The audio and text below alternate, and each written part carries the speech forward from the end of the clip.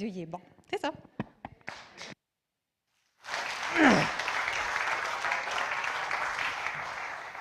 Amen. Dieu est bon. Dieu est fidèle. Dieu, il fait plein de choses.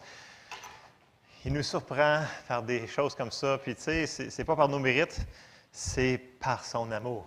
C'est par sa grâce. Donc, attendons-nous. Puis, merci Caroline pour le témoignage. Moi, ça m'encourage chaque fois qu'il y a un témoignage comme ça, soit dans les guérisons, dans les finances. Dieu agit encore aujourd'hui.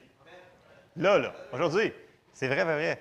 Donc, prenez-le pour vous, dans le sens que s'il le fait pour une personne, il peut le faire pour une autre personne. Parce que c'est Dieu qui est notre source. C'est le même Dieu pour tout le monde. Amen? Amen. Bon, avant qu'on ait mangé en bas, on va manger en haut, OK? Fait qu'on va manger la parole de Dieu, OK? Donc, j'ai un message pour vous ce matin. On va ouvrir ça en prière pour qu'on puisse se préparer à recevoir ce que le Seigneur a pour nous. Mais Seigneur, on te remercie pour ta parole encore une fois ce matin. Ouvre nos cœurs à ta parole. Aide-nous à la comprendre et à la mettre en application. Seigneur, on te demande ton aide dans le nom de Jésus. Amen. Alors, oui, juste pour ceux qui sont ici, si ceux-là, si vous pouvez rester à la fin, si ça rentre dans votre horaire, oui, on a un petit dîner en bas de l'Action de grâce qui est en train de se faire préparer. Donc, ceux-là qui peuvent rester, vous êtes les bienvenus de rester après la prédication. Alors, ceci étant dit, je vais commencer le message. On avait pris la communion la semaine dernière. Puis j'ai fait une petite parenthèse la semaine passée. J'ai dit, quand on prend la communion, puis j'ai mis l'emphase sur, Jésus dit, c'est une nouvelle alliance. Et c'est sur ça que je vais aller commencer ce matin. C'est le message, j'ai donné un titre qui s'appelle « J'ai une alliance ». Puis je sais qu'on le sait, mais est-ce qu'on le réalise pleinement quand on prend la communion ou le repas du Seigneur?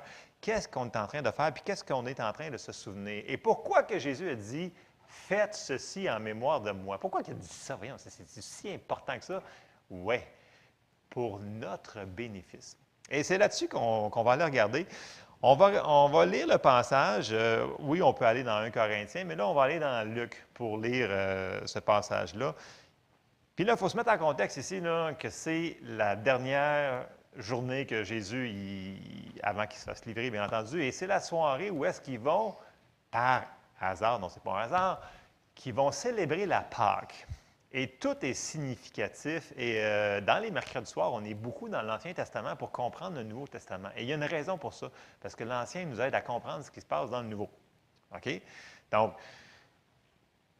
on va commencer à lire, puis on va y aller au fur et à mesure. Dans Luc 22, et on va commencer au verset 14. Puis là, Jésus, il dit, bien, l'heure étant venue, il se mit à table avec les apôtres avec lui. Et il leur dit, j'ai désiré vivement manger cette Pâque avec vous avant de souffrir.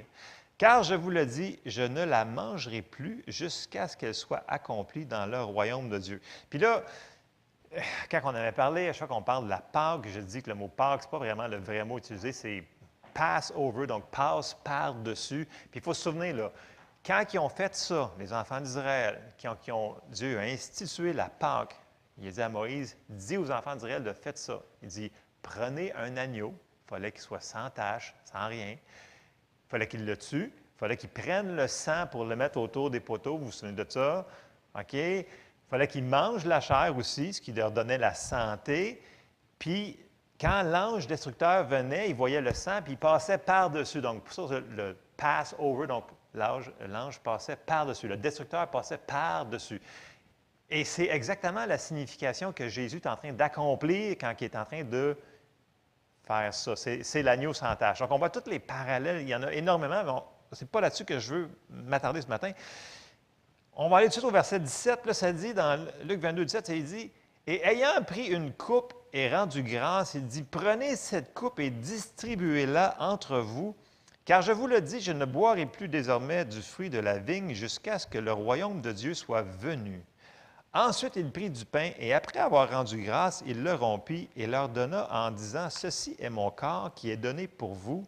Faites ceci en mémoire de moi. » Verset 20, « Il prit de même la coupe et après le souper leur en donna et disant, « Cette coupe est la nouvelle alliance en mon sang. » Et souvent, quand on prend le repas du Seigneur, je dis, écoutez, la communion, oui, c'est solennel parce que Jésus il est mort pour nous, mais si aussi on réalisait la nouvelle alliance qui a été instaurée quand on fait ça, ça ne sera pas morbide dans l'Assemblée. Dans le sens qu'il faut qu'on réalise qu'est-ce qui s'est passé dans cette nouvelle alliance-là. Et c'est ça qu'on va aller regarder ce matin. Donc, une alliance, là j'étais dans des dictionnaires bibliques, des définitions, des concordances pour vous le condenser le plus possible. C'est quoi une alliance? OK? Je sais qu'une alliance, ça peut être un anneau là, qui représente une alliance entre deux personnes.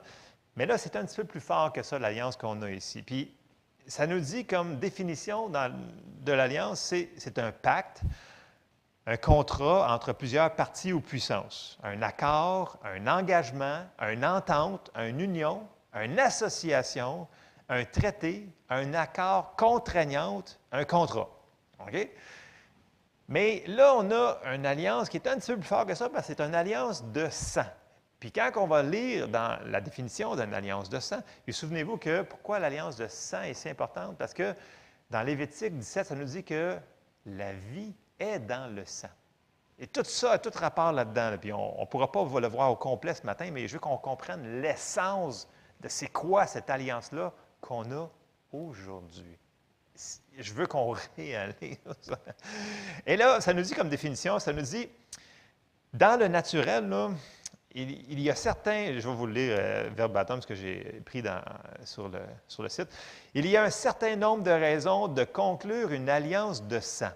Peut-être que je suis faible et vous êtes fort, peut-être que je veux votre protection pour ma famille, peut-être que je suis riche et vous n'êtes pas si riche, mais vous êtes fort, et puis ma richesse devient une partie de votre richesse. Et là, il fait un exemple, donc, puis ça arrive encore aujourd'hui dans, oui, les peuples autochtones le faisaient déjà, c'est sûr que plus dans le coin en Afrique, des choses comme ça, c'était beaucoup utilisé. Donc, mettons qu'il y avait une tribu, il n'était pas tellement fort, mais il était bon dans l'agriculture. Puis là, il y avait une tribu, c'était toute une gang de guerriers, les autres, ils savaient de se battre, puis là, ils venaient ensemble, puis ils faisaient une alliance de sang, puis là, ils se coupaient, puis là, il y avait du sang qui dégoûtait, puis là, ils faisaient une alliance, ils disaient, écoute, ce qui est à toi est à moi, puis ce qui est à toi, dans le sens que ça faisait une tribu. OK?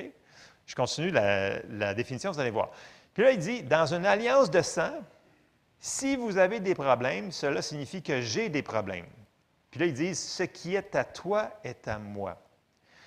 Et si vous rompez l'alliance du sang, il y a une conséquence. Dans de nombreuses tribus, si vous le brisez, votre propre peuple vous traquera et vous tuera. C'est ce qu'est une alliance de sang, c'est irrévocable. Elle possède une force, un sérieux pour la protection, pour les ressources, pour l'assistance, pour la relation. Ce n'est pas une mince affaire lorsque vous concluez une alliance de sang. Et là, l'exemple qui nous est donné, c'est comme encore, si, mettons, quelqu'un va attaquer la tribu qui a fait l'alliance avec les guerriers, mais il attaque ceux-là qui font l'agriculture. Ils viennent de toucher à ceux-là qui étaient les guerriers. Et là, les guerriers avaient comme devoir, puis c'est eux autres qui allaient... Tu sais, quand ils disent « ce qui est à toi est à moi », bien, c'était une alliance comme ça.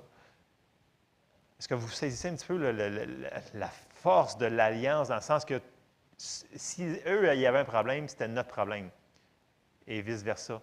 Donc, c'était à eux de toujours préserver cette alliance-là, parce qu'une fois que l'alliance de sang était faite, elle n'était pas brisable. C'était une chose, ils ne le faisaient pas à la légère, il y avait une cérémonie, il y avait tout plein de choses. Ce qui nous ramène à nous autres, ce que Jésus a fait, c'est qu'il a fait une alliance de sang avec nous autres.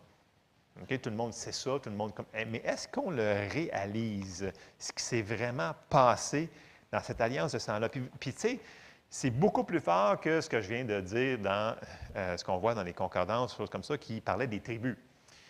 Et là, on va aller voir des passages pour comprendre, pour essayer de saisir un petit peu plus. Jésus est venu instaurer cette alliance de sang-là. Mais qu'est-ce que ça nous donne? Puis c'est quoi cette alliance-là?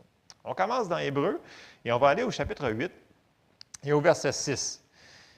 Puis là, ça nous dit, « Mais maintenant, il parle de Jésus, il a obtenu un ministère d'autant supérieur qui est le médiateur d'une alliance plus excellente qui a été établie sur de meilleures promesses. Là, il dit que l'alliance que Jésus a faite, elle est meilleure que l'ancienne alliance sous laquelle le peuple d'Israël était sous. Elle est meilleure parce qu'elle a été faite sur de meilleures promesses. La première chose, c'est de se souvenir que ce qu'il y avait eux autres dans l'Ancien Testament, nous autres, c'est encore au-dessus de ça. OK, première chose. On continue un petit peu plus loin dans Hébreux 9 et au verset 15. Ça nous dit, « Et c'est pour cela qu'il est le médiateur d'une nouvelle alliance, afin que la mort étant intervenue, donc il fallait qu'il meure, pour le rachat des transgressions commises sous la première alliance, ceux qui ont été appelés reçoivent l'héritage éternel qui leur a été promis. » C'est un héritage qui ne peut pas terminer. C'est éternel. Elle ne se casse pas non plus, cette alliance de sang-là.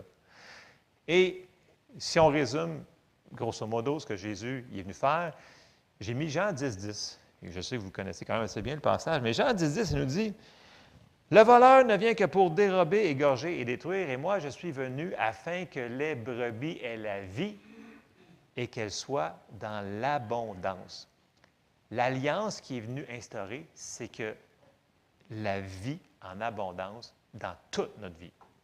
Dans tout. Puis quand je dis tout, les gens disent, « Ouais, mais ça comprend-tu ça? On va aller voir ce que Jésus y avait dit. Puis l'autre chose aussi importante, c'est que cette alliance-là, on l'a dès qu'on est né de nouveau. OK? Dès qu'on est né de nouveau, même si on n'a rien fait pour, cette alliance-là rentre en vigueur dans notre vie. Et ça, c'est une bonne nouvelle. Et Jésus avait dit, c'est quoi une bonne nouvelle? Bien, il l'avait dit, entre autres, je l'ai pris quand Jean s'est fait mettre en prison, Jean-Baptiste s'est fait mettre en prison, puis là, il sait qu'il va se faire probablement choper la tête, puis là, il envoie ses messagers à Jésus, puis il dit, « Est-ce toi qui dois venir? » Puis là, au lieu que Jésus y réponde par un oui ou un non, il dit, « Allez dire à Jean ceci. » Puis là, il dit exactement ce que le Messie devrait faire. Et on arrive, je l'ai pris dans Matthieu, et on va le voir dans le chapitre 11, et on va commencer au verset 4, il nous dit, Jésus leur a répondu à ces gens-là qui sont arrivés, il dit, « Allez, au lieu de dire oui, c'est moi ou non, c'est pas moi, il a dit, regardez bien, il dit, allez rapporter à Jean ce que vous entendez et ce que vous voyez. Les aveugles voient, les boiteux marchent, les lépreux sont purifiés, les sourds entendent, les morts ressuscitent. La bonne nouvelle est annoncée aux pauvres. » Il dit, va leur dire ça. Puis il va comprendre que c'était lui, le Messie promis, qui venait rétablir toutes choses pour eux autres. Mais ils ne l'ont pas reçu, c'est ça qui est la mauvaise nouvelle pour eux autres. Mais pour nous autres, c'est une très bonne nouvelle. Et quand on parle de la bonne nouvelle, je sais que les gens disent, ouais, on a la vie éternelle, puis c'est quand on s'en va au ciel, puis ouais, c'est merveilleux. Je suis entièrement d'accord, c'est vraiment super. Mais au-delà de ça, mes conseils rendus là-bas, on est encore ici. Mais ici, là, il y a des choses qui sont moins plaisantes, des choses comme ça. Mais on a une alliance. Puis cette alliance-là couvre beaucoup de choses. Puis là, il dit, écoute, il vient de dire que c'est une bonne nouvelle pour les malades. Mais c'est quoi la bonne nouvelle pour les malades? C'est qu'ils peuvent être guéris. La bonne nouvelle pour les captifs, c'est qu'ils peuvent être libres. La bonne nouvelle pour les cœurs brisés, Jésus guérit les cœurs brisés. La bonne nouvelle pour les pauvres, c'est quoi? Tu n'as plus besoin d'être pauvre encore. Tout ce que Jésus a dit, puis ce que je le répète, je le résume, la vie en abondance dans toutes choses. C'est ça qui est venu instituer, c'est ça la nouvelle alliance. Donc, toutes les promesses de l'Ancien Testament qui ont rapport à la bénédiction sont à nous autres, plus. C'est ça qu'il faut, c'est de même qu'il faut le voir. Donc, tout ce qu'il y avait eux autres, vous rajoutez tout plus que Jésus, ce qu'on voit dans les Épîtres, puis Paul en parle. Puis tellement que Paul, il faut qu'il prie pour qu'il comprenne, pour qu'il raisonne et dise, écoutez, vous avez un héritage, mais vous ne le réalisez pas. Puis là, il va prier pour eux autres. Il prie dans Éphésiens, dans Colossiens, il prie dans plein d'endroits. Il dit, il faut que vous catchez ça. Il dit, ça n'a pas d'allure.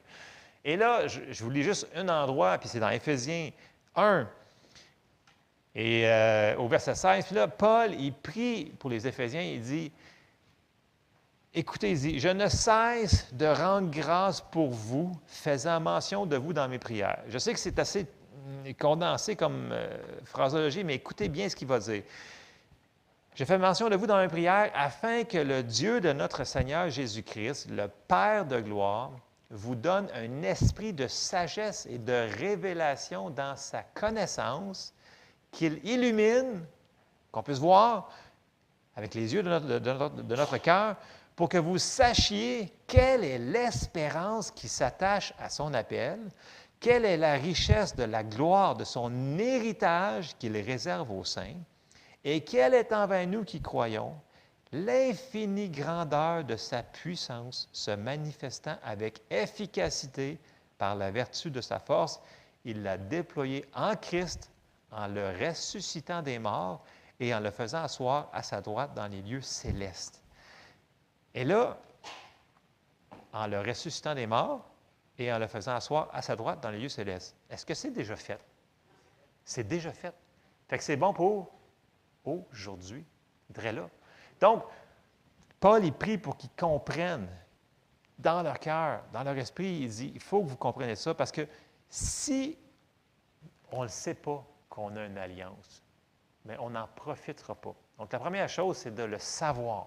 Donc, il faut savoir qu'est-ce qui nous appartient. Qu'est-ce que Jésus a fait pour nous? C'est comme pour le salut, c'est la même chose. Là. Si tu ne sais pas que Jésus est mort pour tes péchés, tu ne donneras pas, vous me suivez? Mais c'est la même chose pour les autres. Il n'y a pas de différence. Il faut savoir les autres bénéfices qu'il nous a donnés. Deuxième chose, il va falloir le croire. Ça se passe par la foi. Et je ramène à ce qu'on a été sauvés. Et, bien entendu, on va aller dans Romains 10. Si c'est bon pour le plus grand des miracles qu'on a reçu, qui est le salut de nos âmes, ça va être bon pour les autres choses. Et c'est comme ça, il faut le prendre par la foi. Romains 10 nous dit, au verset 9, il dit, « Si tu confesses de ta bouche le Seigneur Jésus, et si tu crois, et ça c'est super important, je le répète souvent, si tu crois dans ton cœur que Dieu l'a ressuscité des morts, tu seras sauvé. Car c'est en croyant du cœur qu'on parvient à la justice, et c'est en confessant de la bouche qu'on parvient au salut, selon ce que dit l'Écriture. » La foi, pour n'importe quoi, fonctionne par croire dans notre cœur et confesser de notre bouche. Okay? Ce principe-là, on l'a vu souvent et à répétition, il fonctionne avec le cœur et confession de notre bouche. Nous avons une alliance qui contribue à tout ce qui y a rapport à la vie. Donc, on a la vie abondante. Si on veut en profiter, on vient de le voir, il faut le savoir, mais il faut aussi le déclarer. J'ai une alliance. J'ai une alliance avec Dieu. Puis là, on déclare quelle promesse que cette alliance-là nous procure. Et là, vous pouvez retourner voir dans Deutéronome 28, tout voir c'est quoi la bénédiction que Dieu nous a donnée. Et ça couvre tout. Tout. Et pour comprendre un petit peu plus encore, c'est quoi l'échange de l'alliance, qu'est-ce qui se passe? Il y a un récit il y en a plusieurs là, qui parlent de l'alliance, mais on va aller voir un récit dans l'Ancien Testament. J'aime bien tout ce qui touche à David. C'est souvent les versets qui me reviennent à répétition. Et vous souvenez-vous de Jonathan, le fils de Saül? Oui. C'est ça qu'on va aller voir. Et si on s'en va dans 1 Samuel et on avance au chapitre 18, Saül avait 3 fils, OK? Puis le plus vaillant qu'on entend beaucoup plus parler, c'est Jonathan. C'était un vaillant héros, un guerrier. Et quand il a rencontré David, il a dit David, c'est un homme spécial, puis il s'est attaché à lui. Et si on lit, je vous le résume, là, 1 Samuel 18, au verset 3, il dit Jonathan fit alliance avec David parce qu'il l'aimait comme son âme. Et là, il a fait une alliance avec lui, puis au verset 4, il dit il ôta le manteau qu'il portait pour le donner à David. Il lui donna ses vêtements, même son épée, son arc et sa ceinture. Puis là, il explique encore. Et là, il fait vraiment une alliance avec David. Il dit écoute, on est en alliance, c'est pour toujours.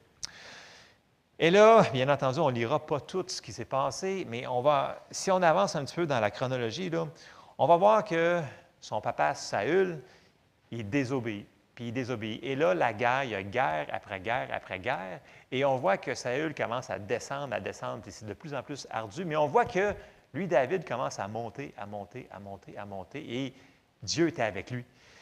Et là, un petit peu plus loin, Jonathan, il réalise toutes ces choses-là, puis on voit qu'il n'est pas d'accord avec ce que son père il fait. Mais il rappelle à David quelque chose, puis là, il sait qu'il ne reste plus grand temps. Et on avance à 1 Samuel et au chapitre 20. Jonathan, il va dire à David, il dit, « Souviens-toi de ça, il dit. » Là, c'est Jonathan qui parle à David, il dit, « Si je dois vivre encore, il savait qu'il ne reste plus pour longtemps. Il dit, « Veille user envers moi de la bonté de l'Éternel. Et si je meurs, ne retire jamais ta bonté envers ma maison, pas même lorsque l'Éternel retranchera chacun des ennemis de David de dessus la face de la terre. Car Jonathan a fait alliance avec la maison de David, que l'Éternel tire vengeance des ennemis de David. » Jonathan, il savait que David avait été appelé pour être roi. C'était lui qui était supposé de régner sur Israël. Mais là, son père était encore en désobéissance, puis il s'en allait vers sa perte. Il amenait toute sa famille vers sa perte avec lui. Mais là, il lui rappelle à David, il dit, « On a une alliance, toi puis moi. » Et là, on va voir que, on avance dans 1 Samuel, puis on arrive au chapitre 31, et là, c'est la dernière bataille où est-ce que Saül se fait tuer, les 3 fils de Saül, donc Jonathan, il meurt aussi. Puis là, c'était comme la fin de la fin pour la rébellion de Saül, mais il a amené la perte de toute la maison de Saül. Puis là, toute sa maison a été disséquée, dans le sens que Saül a tout perdu. Et là, ceux-là qui restaient se sont fait enlever. C'est super intéressant quand on rentre dans ces passages-là. Là. C'est bon des fois d'aller retourner dans notre Ancien Testament pour voir ce qui s'est passé.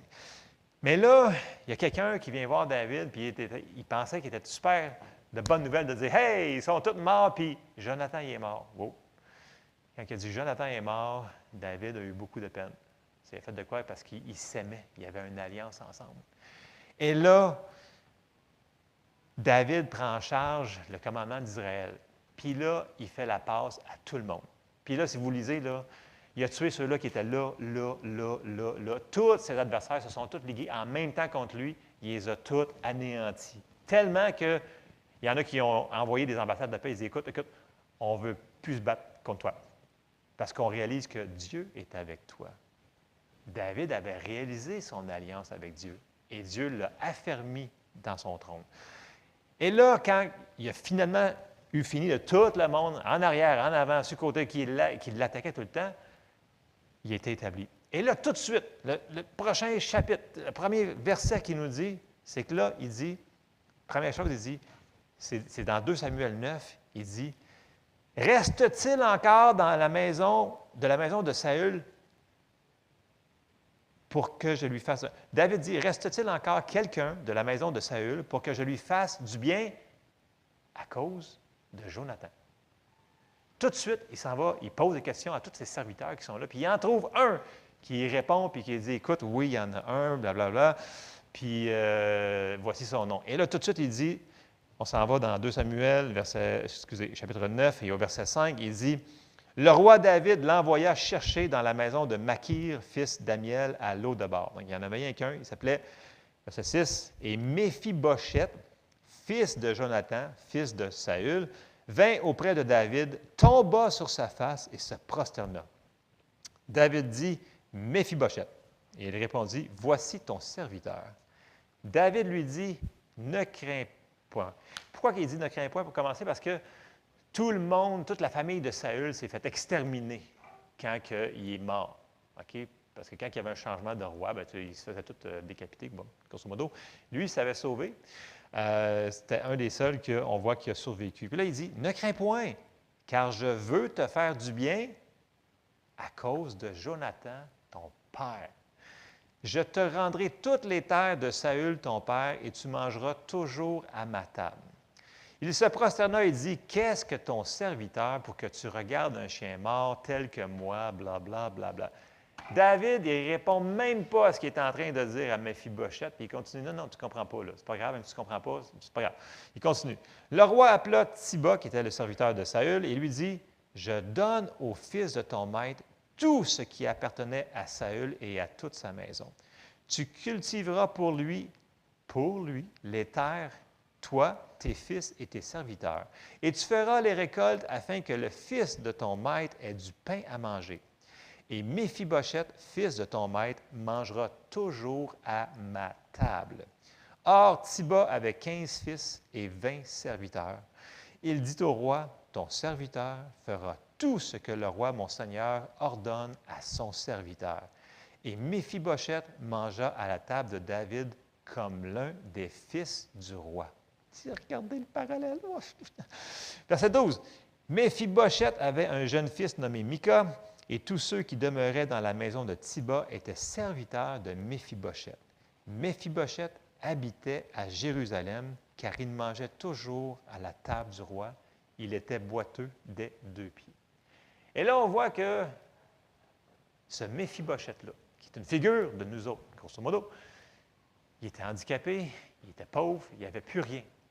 Et du jour au lendemain, à cause que David s'est souvenu, il a dit, y a-t-il quelqu'un que je peux faire du bien à cause de Jonathan? Méphibosheth a parti de l'obscurité totale, puis là, il mange à la table du roi. Et là, je pose une question. Est-ce que Méphibosheth a fait quelque chose pour mériter ça? Zéro, niet une barre, rien. Mais il l'a quand même eu. Et la bonne chose, c'est qu'il ne s'est pas obstiné. Il n'a pas dit non, non, non, je ne suis pas digne, je ne suis pas digne, je ne suis pas digne, je ne peux pas manger de table, je ne suis pas digne. Non! Il a dit c'est ça, bien c'est comme ça, profite-en. Bien, il en a profité. Puis là, on voit, si on continue, qu'il est resté puis il a mangé là.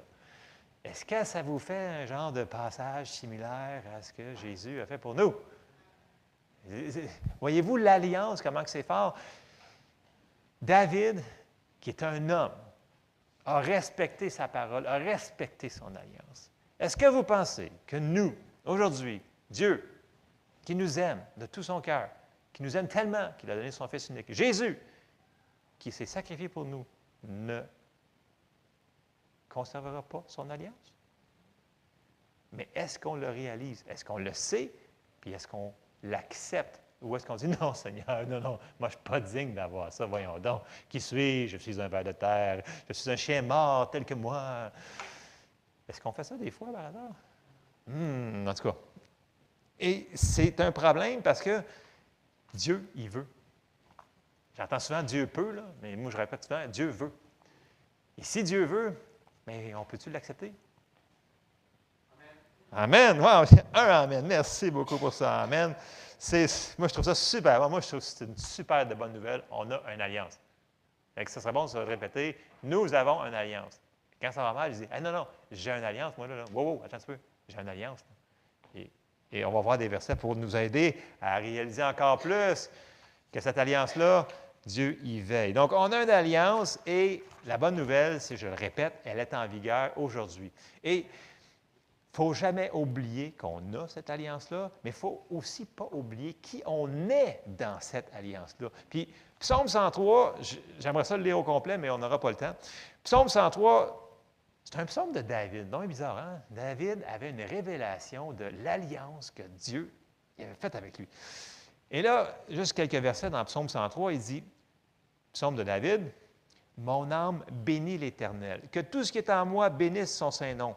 Mon âme bénit l'Éternel et n'oublie aucun de ses bienfaits. » Si tu oublies ses bienfaits, tu ne sais pas que ça t'appartient. C'est lui qui pardonne toutes tes iniquités, qui guérit toutes tes maladies. C'est lui qui délivre ta vie de la fausse, qui te couronne de bonté et de miséricorde. C'est lui qui rassasie de bien ta vieillesse. C'est lui qui te fait rajeunir comme l'aigle. Et là, il continue, il en rajoute. Il se rappelle, il dit, n'oubliez pas tous ces bienfaits qu'il nous a donnés.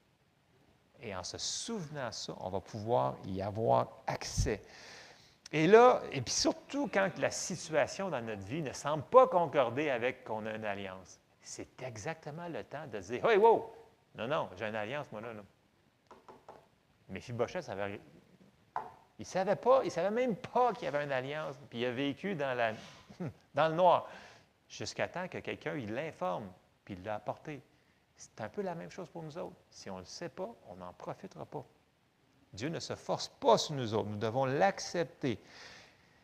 Et il y a la part de Dieu, il y a la part de nous autres. Mais notre part aussi va être de résister l'ennemi qui veut nous voler ce qui nous appartient. Puis souvent, j'entends dire, « Ah oui, on est l'armée de Dieu, puis nous devons aller conquérir du territoire, conquérir. » Non. On est une armée qui a déjà tout vaincu. Nous devons juste maintenir ce qui nous a été donné. Et c'est là que ça nous dit, quand on résiste l'ennemi, parce qu'on est déjà vainqueur. Et c'est ça que ça nous dit.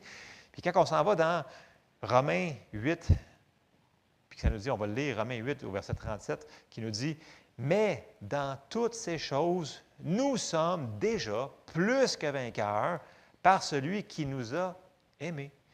Car j'ai l'assurance que ni la mort, ni la vie, ni les anges, ni les dominations, ni les choses présentes, et là, ni les choses à venir. Peu importe ce qu'ils ont dit dans les nouvelles qui arriveraient, là, ça ne change rien. Ça ne change rien. La parole, Dieu, il garde son alliance. Ni les choses à venir, ni les puissances, ni la hauteur, ni la profondeur, ni aucune autre créature ne pourra nous séparer de l'amour de Dieu manifesté en Jésus-Christ, notre Seigneur. Rien ne peut nous séparer de son amour et de son alliance. Rien. Rien. L'important, c'est qu'on le reçoive. Puis c'est ça qui arrive, c'est que l'ennemi, il va nous faire croire, mais non, écoute, c'est pas toi, c'est pas pour toi, ça, oublie ça, c'est pas pour toi. Et le combat, il est là. Le combat, c'est de descendre ces raisonnements-là. C'est pour ça qu'on va aller dans 2 Corinthiens 10. Il dit que ces raisonnements-là, c'est ça qui devient les forteresses dans la vie des gens. Là, les gens, ils croient les mensonges parce qu'il y a des circonstances qui vont arriver, on en parle, on en a parlé depuis plusieurs semaines. Même s'il y a des circonstances, ça ne veut pas dire que ton alliance n'est pas en vigueur quand même, là. Amen? L'alliance ne te change pas. Et on s'en va dans 2 Corinthiens 10 et on voit une des ruses qui nous dit, que l'ennemi, il dit, « Si nous marchons dans la chair, verset 3, nous ne combattons pas selon la chair. Car les armes avec lesquelles nous combattons ne sont pas charnelles, mais elles sont puissantes par la vertu de Dieu pour renverser des forteresses. » Là, le monde, il pense qu'il faut qu'on crie pour défaire quelque chose dans le ciel. Puis là, je suis comme, non, c'est pas ça que ça dit. Lisez le prochain verset, là. C'est ça la réponse. Il dit, verset 5, « Nous renversons les raisonnements et toute hauteur qui s'élève contre la connaissance de Dieu et nous amenons toute pensée captive à l'obéissance de Christ. » Donc, on prend les pensées qui nous disent « Non, tu ne le mérites pas, c'est pas pour toi, c'est pas pour toi aujourd'hui, c'était juste pour les apôtres sont morts, blablabla, blablabla. » Toutes les affaires que vous avez entendues ou qu'on entend encore aujourd'hui. Puis là, on prend ça, puis on prend ces pensées-là, puis on les refuse. On les rejette. Puis on dit « Non, moi, j'ai une alliance avec Dieu qui est en vigueur aujourd'hui. » Et ça, ces affaires-là qui ne sont pas bonnes, ça ne m'appartient pas. Puis, je rajoute, quand j'ai dit résister de l'ennemi, on le voit dans 1 Pierre, il va falloir le faire d'une manière, et c'est par la foi. 1 Pierre 5, j'ai quasiment terminé.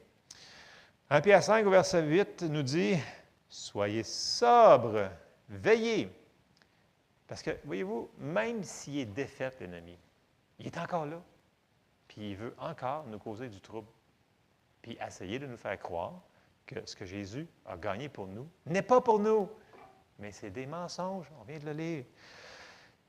Soyez sobres, veillez. Votre adversaire, le diable, rôde comme un lion rugissant, cherchant qui il dévorera.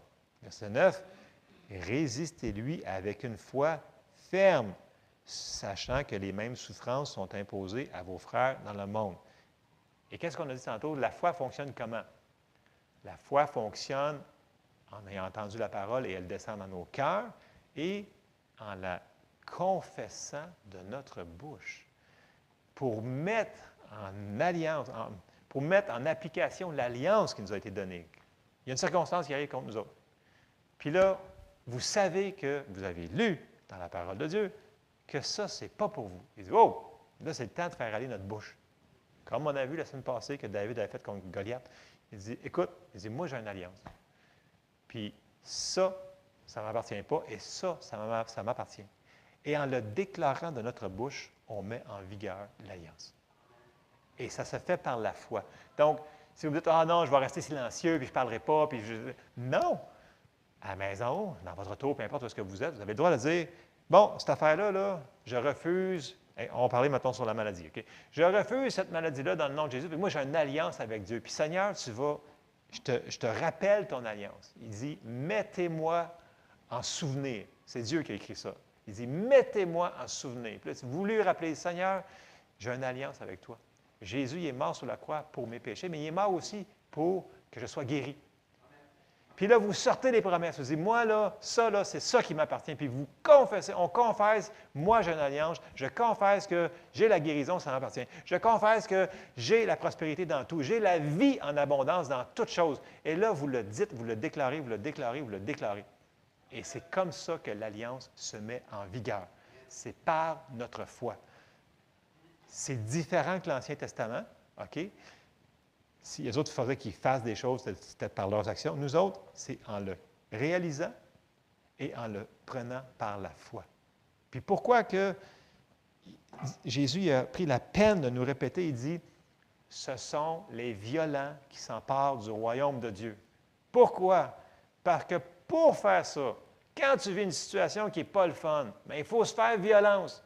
Puis dire, non, je refuse de vivre comme ça. Moi, là, j'ai une alliance avec le Dieu Tout-Puissant, puis il est là pour m'aider, puis il m'aime, puis il va m'aimer pour toujours, même demain, puis après-demain, puis même si j'ai fait des erreurs, il m'aime encore, puis l'alliance m'appartient. Puis là, on se fait violence comme ça, puis on avance, puis on déclare la parole de Dieu. Amen? Et puis pourquoi que Jésus, quand il a instauré la communion, il a dit, faites ceci en mémoire de moi. Parce qu'il veut qu'on s'en souvienne. Il dit, souvenez-vous de ça. C'est votre Pâques à vous autres pour nous autres, en réalité, pour ceux-là qui ne sont pas le peuple d'Israël. On a une alliance, puis il nous dit, oubliez-le pas, cette alliance-là. Faites ceci. Fait que, oui, c'est bon de s'en souvenir quand on prend la communion, mais c'est bon aussi un lundi matin au travail, ou quand vous êtes en congé, parce que ça n'arrange pas, là. Mais l'alliance est toujours en vigueur. Et Jésus nous demande. Puis tu sais, l'alliance, en réalité, là, qui c'est qui en bénéficie le plus dans ce cas-là? Je pense que c'est nous autres qui avons le gros bout du bâton. OK? Dieu nous a tout donné. Lui, ce qu'il a récupéré, c'est qu'il nous a récupéré nous autres. Parce que nous autres, on était perdus. Fait que lui, il a récupéré quelque chose. Écoutez, ce qui est important à comprendre, là, c'est qu'aux yeux de Dieu, on vaut beaucoup, beaucoup, beaucoup. Voyez-vous, la valeur d'une personne, d'une chose, là, mettons que vous achetez une maison. Puis supposons que vous dites, hey, moi, là, cette maison-là, elle vaut tellement, là, écoute, elle est tellement belle, je l'ai construite de mes mains, là, elle vaut, supposons, 1 million de dollars. Donc, aux yeux de toi, elle vaut 1 million de dollars. Mais l'autre personne qui dit, non, non, moi, là, cette maison-là, là, elle vaut là, 1 milliard de dollars, puis elle paye 1 milliard de dollars. Mais cette maison-là vaut pour cette personne-là ce qu'elle va payer pour. Êtes-vous d'accord? OK? Donc, notre valeur est ce que la personne est prête à payer pour. Jésus, Dieu a donné ce qu'il y avait de plus cher. C'était quoi? Son Fils Jésus. Et si on réalise, écoute, il a donné ce qu'il y avait qui nous dit que pour lui, c'était le plus cher qu'il y avait, la seule chose de plus cher qu'il y avait, c'était son Fils. Et il nous l'a donné. Et quand on commence à réaliser ça, wow, j'ai de la valeur aux yeux de Dieu. Oui, énormément, parce que le prix qui a été payé est énorme. Et quand on commence à méditer sur ça, méditer l'alliance, puis que c'est impossible qu'il nous lâche de son amour, on commence à saisir la puissance de l'alliance que Jésus est venu établir. Et quand il nous dit « souvenez-vous-en », souvenons-nous-en. Et je vais terminer sur ça, commencer à se préparer pour aller manger en bas. Mais écoutez, la communion, c'est une manière de réaliser, oui, il est mort pour nos péchés, mais en même temps, il est mort pour beaucoup plus que juste le pardon des péchés. Puis quand j'ai effleuré sur la bonne nouvelle, c'est tout ce qui avait été perdu à la chute a été racheté. Et tout ce qui a été racheté nous a été donné. mais nous devons le savoir et nous devons le prendre. Amen. Alors, souvenez-vous, puis quand ça va mal ou que ça va bien, peu importe, dites-le de votre bouche. Ne laissez pas votre bouche dire des niaiseries. Faites juste dire, j'ai une alliance avec Dieu. J'ai une alliance avec Dieu. Puis dites-y, Seigneur, souviens-toi, là, on a une alliance ensemble. Et regardez-le, il va agir. Vous venez d'ouvrir votre foi pour la situation. Il y a souvent, j'ai vu souvent des prédicateurs que lorsqu'ils devaient relâcher leur foi, ils prenaient le repas du Seigneur en même temps, pour se souvenir qu'il y avait une alliance avec Dieu. Supposons qu'il est en train de croire pour la construction de nouveaux buildings ou peu importe, ou quelque chose qu'il y avait dans le ministère pour prier pour les gens. Puis là, il dit, OK, Seigneur, je vais prier, mais en même temps, il prenait la communion. Puis au début, je ne comprenais pas vraiment, jusqu'à temps que je réalise l'alliance qu'il y avait, que ça représentait, cette communion-là, qui représentait qui représentait finalement tout ce qu'il nous avait donné. Fait que là, je réalisais, OK, quand ils font ça, ils relâchent leur foi, puis ils confessaient en même temps, parce qu'ils confessaient de leur bouche. Puis là, j'ai comme fait, ah, wow, c'est ça qu'ils faisaient. Fait que ces gens-là qui prenaient la communion, c'est pas mauvais d'être à la maison tout seul. En passant, on peut prendre la communion à la maison, tout seul. OK, vous allez vous chercher un verre de jus, un pain, mais c'est de le faire dans la foi qui change tout. Et de se souvenir, qu'est-ce qu'on est en train de faire finalement? Et en réalisant ça, ça nous aide à comprendre le bénéfice qu'on a reçu. Je termine là-dessus. On se lève ensemble? Merci, Seigneur. Seigneur, je te remercie, Seigneur, parce qu'on a une alliance avec toi, Seigneur. Merci parce que tu es bon. Puis cette alliance, elle couvre tous nos besoins de chaque personne qui sont ici ce matin, Seigneur. Aide-nous à réaliser tout ce que tu nous as donné et tout ce que tu veux que l'on ait, qu'on profite de ce que tu as pourvu pour nous, Seigneur. Et aide-nous à faire le bon combat de la foi, Seigneur, pour qu'on puisse prendre tout ce que tu as pourvu pour nous, Seigneur, dans chaque situation de nos vies, à chaque jour, Seigneur. On te demande ton aide dans le nom de Jésus.